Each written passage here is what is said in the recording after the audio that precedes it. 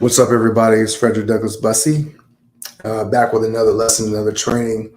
Hope you guys are enjoying your Monday. It's Monday here in Atlanta, a little overcast. If you're watching this on YouTube, be sure you like and subscribe to make sure you're notified every time we go live, every time we get another training, another video that we're dropping for you.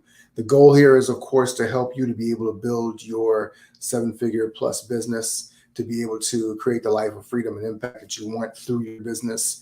It doesn't mean that we're all about the money, but if we're talking about money, we're talking about business, we're going to talk about how we can help you think about it, how you can help to grow and to expand your capacity to be able to impact the world through your business itself. If you're watching this in the seven-figure circle, make sure you drop a comment below. If you're watching this live or in a replay, let me know.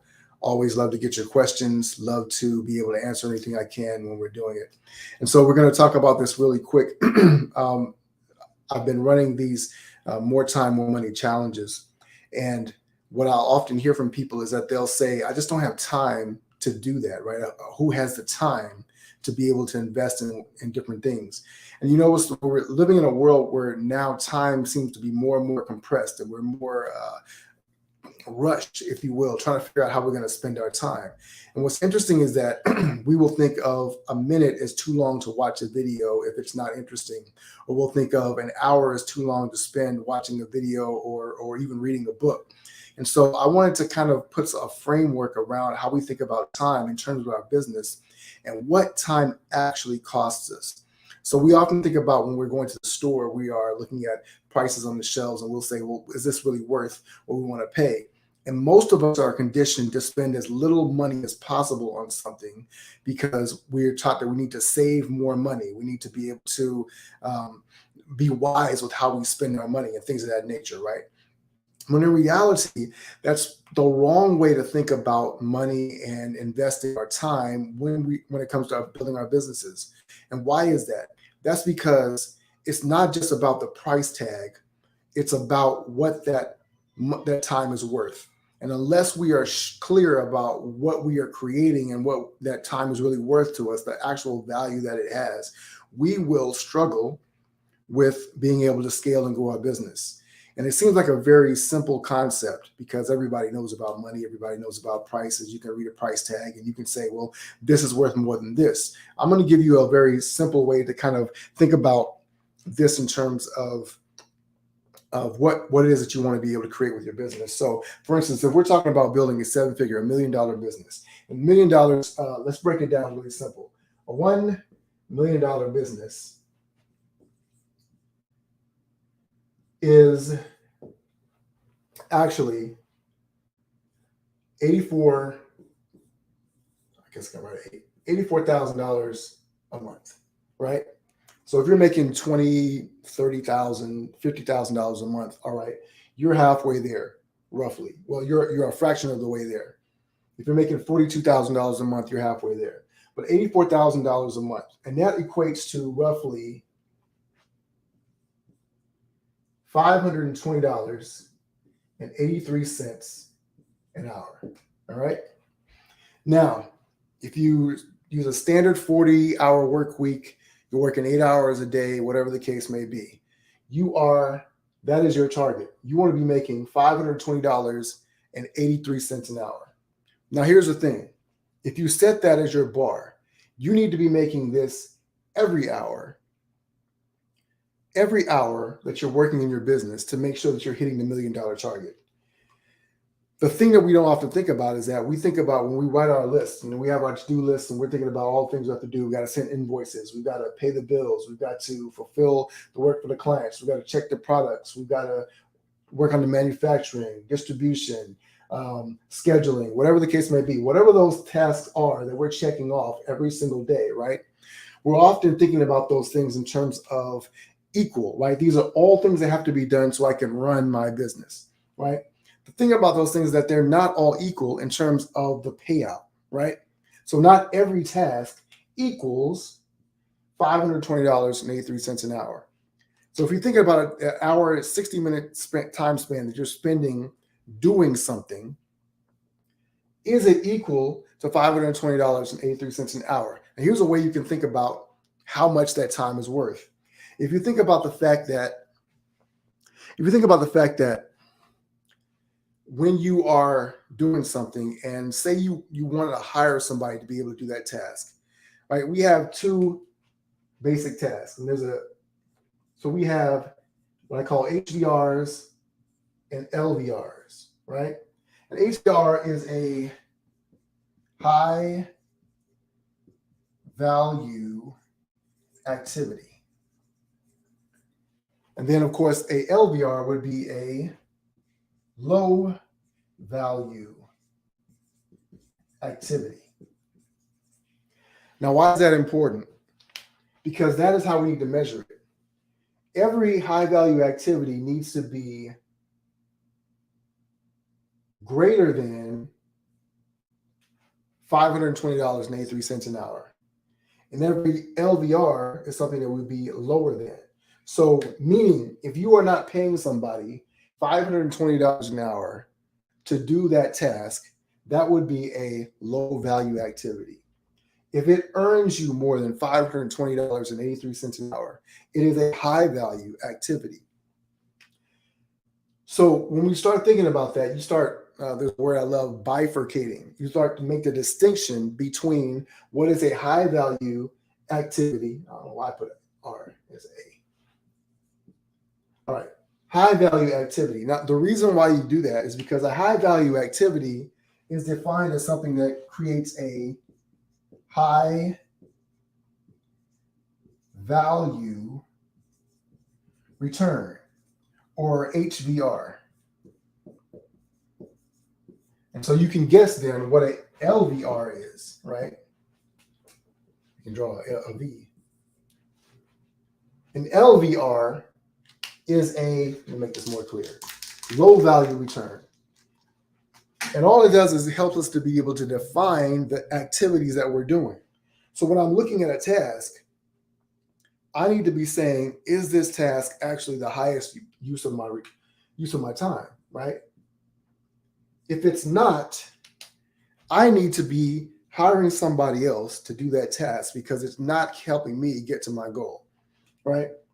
And so I need to hire a task, a system, a person, something else that allows me to be more efficient with that time. So that is the bar that we're setting. Now, here's another thing that's really, really incredible that we need to be thinking about as well, right? It is the cost of not doing those things. So let's say that, I'm clearing this off for a second. All right. Let's say that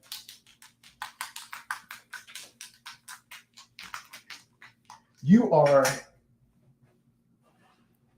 have 8 hours in your day, right? We'll make a check mark here. 1, 2, 3, 4, 5, 6, 7, 8. Those represent the 8 hours of work that you're engaged in your day. Now, if you're an entrepreneur, you know that likely you're working many more than 8 hours, right? So many of you are working 10, 12, 14, 16, maybe even 18 or 20 hours in your day trying to get things going. It feels like you're always kind of spinning your wheels. Well, one of the things that you have to realize too is the cost that is costing you when you're doing LVRs versus HVRs. So remember, an LVR. So an HVR is greater than $520 an hour. An LVR is less than $520 an hour, right? Now, why is that important? Because let's say that let's put an H here and an L here. Let's say the very first thing you do in a day makes you $520 for that hour, right? And now you're doing a bunch of other low value activities. I keep saying R, but it's A. But you're getting the high value return is the same thing, right? So it's still the same definition, but we'll just call these because we're talking about the actual actions. So that means that here, this is worth $500, roughly, $520. But these are all worth less, right? Which means that you did not hit this mark. You are actually in a deficit. We'll use that as a minus sign. You're actually minus, right? And let's say that you're doing a very low level task. Let's say you're running to the post office. And then let's say that you're licking stamps. Let's say that you're doing something else, right? Something that you would pay somebody $10 an hour to do, somebody $20 an hour. Let's say $20, for instance, right? So what you have to do is you have to look at the deficit that is created by not doing the thing that you need to be doing the most. And let me know in the comments if this is valuable for you, for tracking what I'm saying, because we're doing a little bit of math. It's not super complicated, but hopefully it's valuable in terms of the way you're thinking about this information.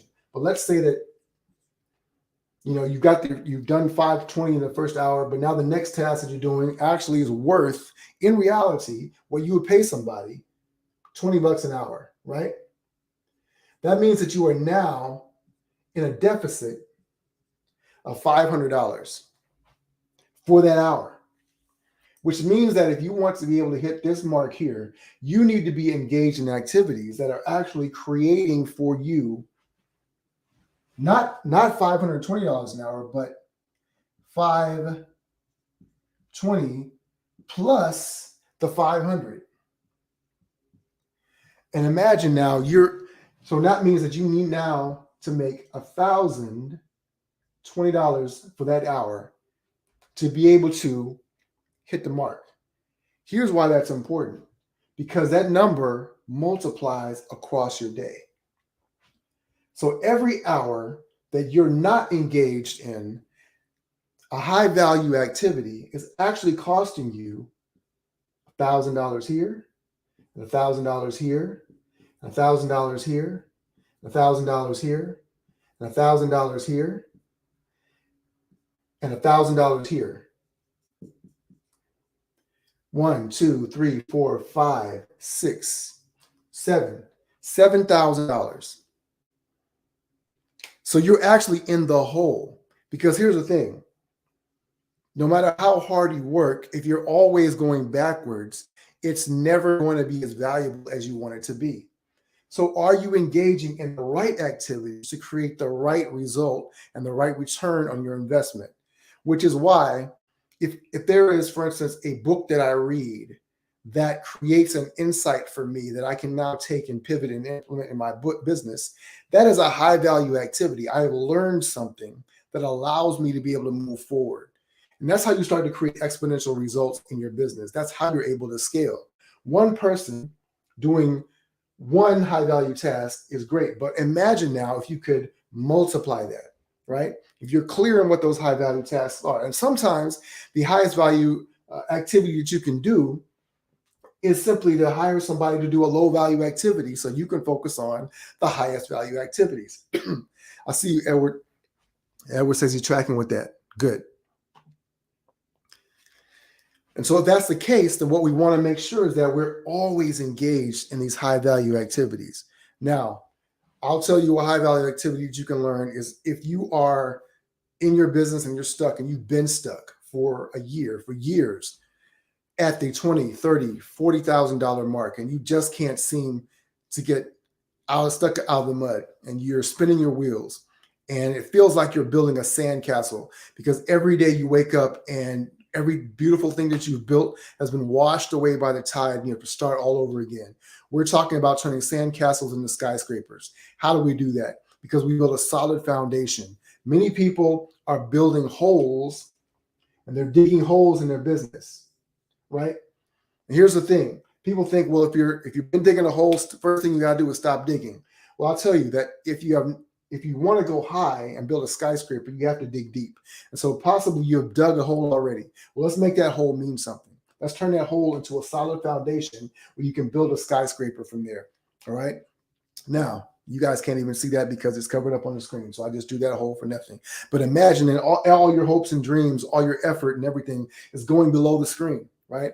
And so you can't see it and you can't feel it. What we want to be able to do is build something that's sustainable and powerful. And the way that we understand that is first understanding how do we value our activities. Are we engaged in high value activities or low value activities? Which one would you rather be doing?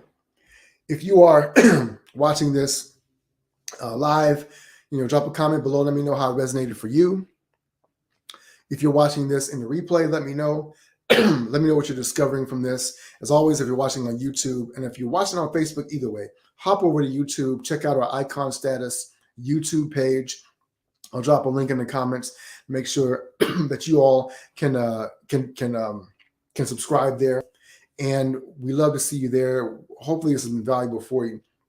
We'll make sure that we're always serving you in the highest way possible. I'm Frederick Douglass Bussey, 7-Figure Circle, Icon Status, ever forward.